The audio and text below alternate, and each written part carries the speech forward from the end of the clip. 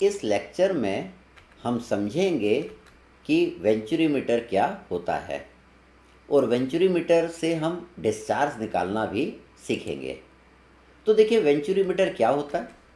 A venturimeter is a device use for measuring the rate of flow of a fluid flowing through the pipe. अगर हमें क्या करना है, discharge निकालना है या रेट ऑफ फ्लो हमको निकालना है कि पाइप में से कितना हो रहा है, तो हमें वेंचुरीमीटर का यूज़ करना पड़ेगा। तो क्या हुआ, वेंचुरीमीटर आपके डिवाइस है जो किस काम में आती है, to measure the rate of flow of the fluid. अब देखिए इसके 3 पार्ट होते हैं। It consist of 3 part. पहला होता है ए शॉर्ट कन्वर्जिंग पार्ट होता है, सेकंड आपका होता है थ्रोट होता है, और तीसरा आपका क्या होता है, डाइवर्जिंग पार्ट होता है। ये किस प्रिंसिपल पे काम करता है, it is based on the principle of Bernoulli's equation. तो ये बर्नौलिस इक्वेशन पे ये काम करता है। तो देखिए ये वेंचुरीमीटर आपको नज़र आ रहा है। तो वेंचुरीमीटर में देखिए ये जो पार्ट है आपका, इसको हम बोलते हैं इनलेट। यहाँ से पानी आपका अंदर आएगा। वेंचुरीमीटर का ये जो आपका पार्ट है, इसको हम बोलते हैं convergent part. It is convergent. यहाँ पे पानी कन्वर्ज हो रहा है, यहाँ पे डायमीटर ज़्यादा और यहाँ पे डायमीटर क्या हो गया, कम हो गया। ये जो पार्ट है इसको हम बोलते हैं दैट इज़ थ्रोट। यहाँ पे डायमीटर सबसे कम होता है। फिर ये जो आपका पार्ट है इसको हम बोलते हैं डाइवर्जेंट पार्ट। यहाँ पे ये देखिए इसका डायमीटर क्या हो गया, बढ़ गया। और ये जो पार्ट है इसको हम बोलते हैं आउटलेट। तो इनलेट में पानी आएगा, कन्वर्ज होगा, पहले थ्रोट में जाएगा, फिर डाइवर्ज होगा, फिर आउटलेट से निकल जाएगा।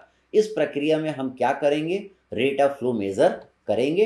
यहाँ पे डिस्चार्ज कितना हो रहा है उसको मेज़र हम करेंगे। अब देखिए यहाँ पे अगर आप ध्यान से देखें तो ये जो डाइवर्जेंट पार्ट है उसका एंगल कम है कन्वर्जेंट पार्ट से, और इसकी लेंथ ज़्यादा है कन्वर्जेंट पार्ट से। ऐसा क्यों करते हैं हम लोग, देखिए जब पानी यहाँ से निकलता है तो पानी में सेपरेशन होता है। तो हम जानते हैं पानी का जो सेपरेशन हो वो धीरे धीरे हो। अगर सेपरेशन धीरे धीरे नहीं होगा, एकदम से कर देंगे तो क्या हो जाएगा, एनर्जी का लॉस हो जाएगा। तो लॉस ऑफ एनर्जी को प्रिवेंट करने के लिए हम डाइवर्जेंट पार्ट का जो एंगल है वो कम रखते हैं और इसकी लेंथ को बढ़ा के रखते हैं। नहीं तो क्या होगा, लॉस ऑफ एनर्जी होगा, क्योंकि यहाँ पे एडिस फॉर्मेशन हो जाती है जो एनर्जी की लॉस का कारण बनती है। तो ध्यान रखिएगा, कन्वर्जेंट पार्ट से 3 से 4 गुना लंबा आपका डाइवर्जेंट पार्ट बनता है। और कन्वर्जेंट पार्ट का एंगल कितना रहता है, 15 से 25 डिग्री। तो डाइवर्जेंट का एंगल खाली 5 से 8 डिग्री रहेगा। हम क्या करते हैं, धीरे धीरे वेलोसिटी, यहाँ पे वेलोसिटी ज़्यादा है तो धीरे धीरे वेलोसिटी कम करते जाते हैं और प्रेशर को बढ़ाते जाते हैं धीरे धीरे। यहाँ पे वेलोसिटी सबसे ज़्यादा रहेगा और प्रेशर हेड आपको मिनिमम मिलेगा। और यहाँ पे क्या होगा, वेलोसिटी देखिए धीरे धीरे आपकी कम होती जाएगी क्योंकि डायमीटर बढ़ते जा रहा है, और प्रेशर हेड आपका क्या होते जाएगा, बढ़ते जाएगा। ठीक, तो वेलोसिटी आपकी कम होगी तो प्रेशर हेड आपका बढ़ेगा। ठीक, अब हम आगे बढ़ते हैं। तो देखिए आपका पानी यहाँ से एंटर करेगा। ठीक, ये आया, यहाँ पे देखिए आपका प्रेशर मेज़र करने वाला है, ये मूव कर रहा है, ये थ्रोट में गया, थ्रोट में भी प्रेशर ये यहाँ पे मेज़र करेगा, और पानी डाइवर्जेंट सेक्शन में गया और पानी यहाँ से बाहर निकल गया। इस पॉइंट को मैंने बोला इट इज़ पॉइंट 1, इसको बोला मैंने पॉइंट 2। पॉइंट 1 पे जो पानी की वेलोसिटी दैट इज़ v1, और पॉइंट 2 पे पानी की वेलोसिटी कितनी, दैट इज़ v2। तो देखिए यहाँ पे हम थोड़ा और कंसेप्ट क्लियर करें। हम देखिए बर्नौलिस, आप देख रहे हैं यहाँ पे हाइट आपको ज़्यादा मिल रही है और यहाँ पे आपको हाइट क्या मिल रही है, कम मिल रही है। हम जानते हैं, क्या जानते हैं, that is P1/ρg plus V1² plus Z1 is equal to P2/ρg plus V2² 2g plus Z2, ये हम लिखते हैं। तो देखिए यहाँ पे Z1 और Z2 तो कांस्टेंट है क्योंकि ये हॉरिजॉन्टल है, तो इसको मैं मिटा देता हूँ, Z1 Z2 को मिटा देता हूँ। अब आपका क्या बचेगा, ये बचेगा। ठीक, तो देखिए यहाँ पे वेलोसिटी ज़्यादा रहेगी तो वहाँ पे वेलोसिटी हेड आपको क्या मिलेगा, ज़्यादा मिलेगा। ठीक है, अब इन दोनों का जो ये दोनों है, इन दोनों का सम और इन दोनों का सम क्या आना चाहिए, सेम आना चाहिए। तो देखिए हम अगर ध्यान से देखें इस सेक्शन में, देखिए यहाँ पे ये ज़्यादा है, डायमीटर ज़्यादा है, तो हम जानते हैं Q is equal to A V होता है, ए वी। तो वेलोसिटी इक्वल टू क्या होगा, Q डिवाइडेड बाय ए होगा, Q डिवाइडेड बाय ए होगा। तो इस सेक्शन में एरिया ज़्यादा है तो वेलोसिटी क्या होगा, कम होगा, मतलब वेलोसिटी हेड आपको कम मिलेगा। वेलोसिटी हेड कम मिलेगा तो प्रेशर हेड को बढ़ना चाहिए, इसको बढ़ना चाहिए, ठीक। अब यहाँ पे थ्रोट पे देखिए एरिया कम है, एरिया कम है तो आपको वेलोसिटी क्या मिलेगी, ज़्यादा मिलेगी, तो यहाँ पे वेलोसिटी हेड आपको ज़्यादा मिलेगा। वेलोसिटी हेड ज़्यादा मिलेगा तो प्रेशर हेड आपको क्या मिलेगा, कम मिलेगा। तो जहाँ पे वेलोसिटी आपको ज़्यादा मिलेगी वहाँ पे पानी क्या होगा, कम ऊपर तक चढ़ पाएगा। यहाँ पे वेलोसिटी आपकी कम थी इसलिए पानी आपका क्या हुआ, ज़्यादा ऊपर तक चढ़ गया, इसलिए यहाँ पे मैंने इसको ज़्यादा दिखाया है और यहाँ पे मैंने क्या दिखाया है, कम दिखाया है। अब हम अपने इस पे आते हैं प्रॉब्लम पे। तो देखिए इन दोनों जगह मैं क्या करूँगा, बर्नौलिस इक्वेशन लगाऊंगा, सेक्शन 1 और सेक्शन 2 पे। तो मैं लिख सकता हूँ सेक्शन 1 पे मैंने बर्नौलिस इक्वेशन लगा P1 by rho g plus V1 square by 2G plus Z1 equal to P2 by rho g plus V2 square by 2G plus Z2। तो Z1 Z2 आपका बराबर है, ठीक है। तो हम लिख सकते हैं, क्या लिख सकते हैं, that is P1 by rho g plus V1 square by 2G equal to P2 by rho g plus V2 square by 2G। तो आप समझ गए हैं, क्या समझ गए हैं, जहाँ पे वेलोसिटी कम रहेगी तो वेलोसिटी हेड कम मिलेगा तो प्रेशर हेड ज़्यादा मिलेगा, और जहाँ पे वेलोसिटी ज़्यादा रहेगी वहाँ पे वेलोसिटी हेड ज़्यादा मिलेगा तो प्रेशर हेड को कम होना पड़ेगा, तभी इनका सम क्या होगा, इन दोनों का सम इन दोनों के सम के बराबर आएगा। अब हम आगे बढ़ते हैं, इस इक्वेशन को देखिए हम थोड़ी सिंप्लीफाई करके लिख देते हैं। तो देखिए इस टर्म को मैं इस साइड ले जाता हूँ और इस वाले टर्म को इधर ले आता हूँ। तो आप इसको लिख सकते हैं P1 by rho g minus P2 by rho g is equal to V2 square by 2G minus V1 square by 2G, ठीक। इसको हम लिख सकते हैं that is P1 minus P2 by rho g is equal to V2 square by 2G minus V1 square by 2G। देखिए ये जो P1 minus P2 by rho जी है, P1 minus P2 by rho जी है, इसको हम क्या लिख सकते हैं, दैट इज H लिख सकते हैं। देखिए क्या होता है, इसको देखिए हम क्या लिखते हैं, इसको मैं हटाता हूँ थोड़ा। तो देखिए ये आपका क्या होता था, ये आपका H1 है, ये जो आपका है ये आपका क्या है, H2 है। इन दोनों के बीच का जो डिस्टेंस है इसको हम क्या बोलते हैं, H बोलते हैं। ये H कितना आता है, that is P1 minus P2 by rho g के जितना आता है। मतलब ये P1 minus P2 by rho जी को मैं क्या लिख सकता हूँ, H लिख सकता हूँ, H equal to P2 square by 2G minus P1 square by 2G। इसके बाद मैं क्या करता हूँ, 1 और 2 पॉइंट के बीच में कंटिन्यूटी इक्वेशन में लगाता हूँ। तो मैं लिख सकता हूँ, क्या लिख सकता हूँ, A1 V1 equal to A2 V2 में लिख सकता हूँ। तो देखिए यहाँ पे V1 की वैल्यू यहाँ से हम निकाल लेते हैं, V1 इक्वल टू हम क्या लिख सकते हैं, that is A2 V2 upon A1 लिख सकते हैं। तो यहाँ पे V1 की वैल्यू मैं यहाँ पे पुट कर दूंगा, ये जो V1 की वैल्यू आपने ये निकाली है वो मैं यहाँ पे पुट कर दूंगा। तो देखिए इसको मैं यहाँ पे मिटाता हूँ। तो देखिए हमने क्या करा, V1 की जगह वैल्यू पुट कर दिया A2 V2 अपॉन A1। इसको हम थोड़ा सा सिंप्लीफाई कर लेंगे तो you will get the value of H that is V2 square divided by 2G 1 minus A2 square divided by A1 square. इसको हम थोड़ा और सिंप्लीफाई करके लिख सकते हैं। देखिए यहाँ पे A1 का इधर मल्टीप्लाई कर देंगे, A1 का आपका एलसीएम आ जाएगा तो क्या बन जाएगा, A1 square minus A2 square divided by A1, ठीक है। तो इससे ये क्या आ गया, H आपका आ गया।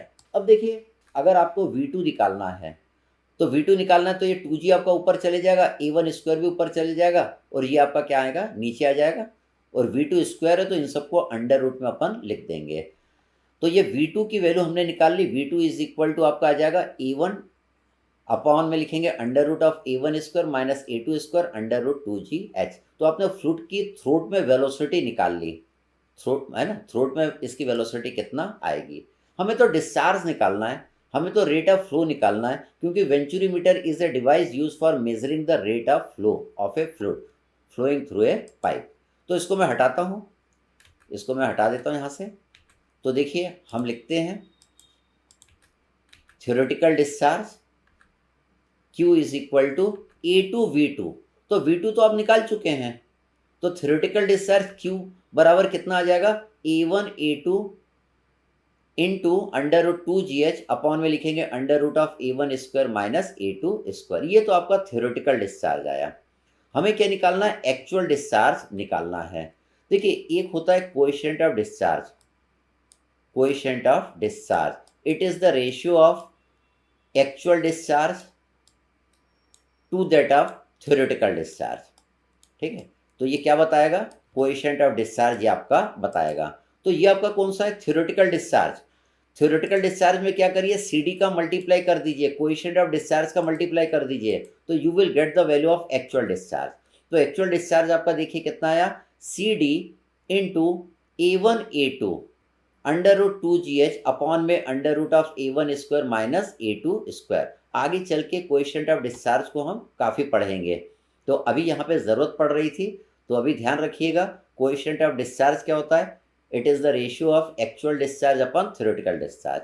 बाद में हम कोएफिशिएंट ऑफ कॉन्ट्रैक्शन भी पढ़ेंगे, कोएफिशिएंट ऑफ वेलोसिटी भी पढ़ेंगे, और तीनों में रिलेशन निकालना भी सीखेंगे। तो देखिए आपने वेंचुरीमीटर से थ्योरेटिकल और एक्चुअल दोनों डिस्चार्ज निकाल लिए। तो सी डी देखिए, actual discharge will be less than the theoretical discharge. Actual discharge क्या होता है, थ्योरेटिकल डिस्चार्ज से क्या होता है, कम होता है। क्यों होता है, क्योंकि कोएफिशिएंट ऑफ वेंचुरीमीटर जो आता है it's value is less than 1। ये सी डी की वैल्यू क्या होती है, 1 से कम आती है, इसलिए हमेशा क्या एक्चुअल डिस्चार्ज थ्योरेटिकल डिस्चार्ज से क्या आता है, कम आता है। अब हम कुछ केसेस समझेंगे। देखिए हमें एच की वैल्यू निकालना सीखना है। आपका देखिए एक ये आपका वेंचुरीमीटर है जिसमें आपका डिफरेंशियल मैनोमीटर लगा हुआ है। ठीक है, हमें ये एच की वैल्यू निकालना है। कैसे, हमने एक फार्मूला देखा था डिस्चार्ज का जिसमें ये एच वाली टर्म अपनी आ रही थी। तो देखिए पहले केस में क्या बोल रहा है, let the differential manometer containing a liquid, differential manometer containing a liquid which is heavier than the liquid flowing through the pipe. मतलब डिफरेंशियल मैनोमीटर में जो लिक्विड है उसकी जो डेंसिटी है पाइप में जो लिक्विड फ्लो हो रहा है उससे ज़्यादा है। तो देखिए यहाँ पे डिफरेंस, पाइप में जो लिक्विड है उसकी डेंसिटी ρ1 है, डिफरेंशियल मैनोमीटर में जो लिक्विड है उसकी डेंसिटी कितनी है, ρ2 है। तो देखिए ρ2 इज़ ग्रेटर देन ρ1। तो उस केस में अगर आपको H निकालना है, जो आपका Q वाला फार्मूला था उसमें जो H आया था, वो H निकालने का फार्मूला होगा H equal to x bracket में क्या लिखेंगे, SH divided by SO minus 1।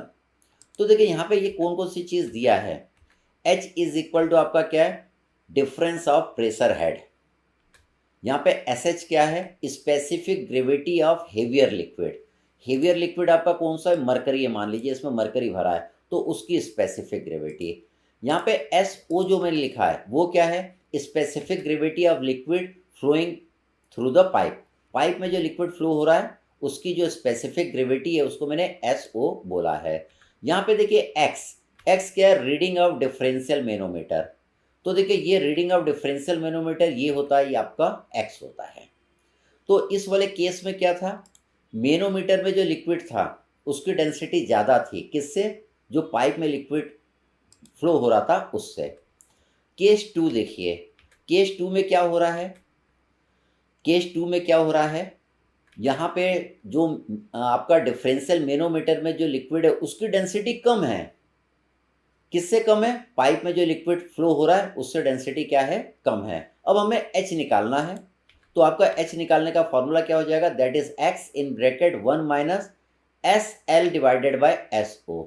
SL यहाँ पे क्या है, specific gravity of A lighter liquid.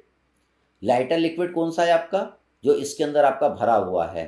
ठीक है, specific gravity of lighter liquid divided by specific gravity of liquid that is flowing through the pipe. ठीक, तो यहाँ पे दोनों मीटर आपके कैसे लगे हुए थे, आपके हॉरिजॉन्टल लगे हुए थे। अगला केस हम देखते हैं, केस नंबर 3। इसमें देखिए आपका जो ये वेंचुरीमीटर है ये इंक्लाइंड है, इसमें ये आपका मैनोमीटर लगा हुआ है।